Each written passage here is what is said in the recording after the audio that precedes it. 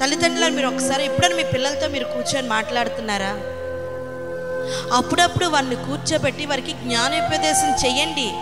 కూర్చోబెట్టి ఎంత పెద్ద అయిపోయినా కూర్చోబెట్టి, నాయన మన పరిస్థితి ఇది, మన ఇంటి పరిస్థితి ఇది, నేను తెస్తున్న జీతం ఇది, మనకి ఉన్నాయి ఇలాగా, దీన్ని ఒకసారి అలాగ ఆర్గనైజ్ చేసుకోండి, చూడండి దీన్ని మేనేజ్ చేయండి అని అప్పుడప్పుడు మీరు తల్లిదండ్రులుగా పిల్లలతో మాట్లాడుతూ ఉంటే వారికి తల్లిదండ్రుల కష్టం అర్థమవుతుంది.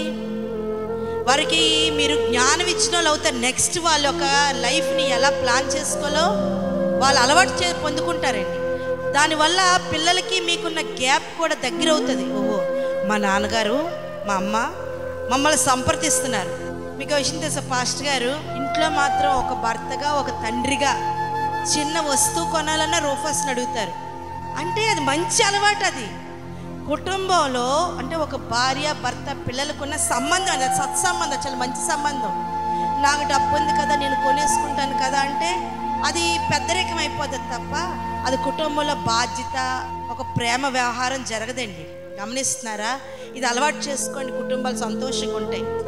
ఎన్ని ఉన్నా అర్థం చేసుకుంటాం మనం, అండర్స్టాండింగ్ మైండ్ ఉంటుంది. ఓకేనా? ఇది అర్థం చేసుకోండి.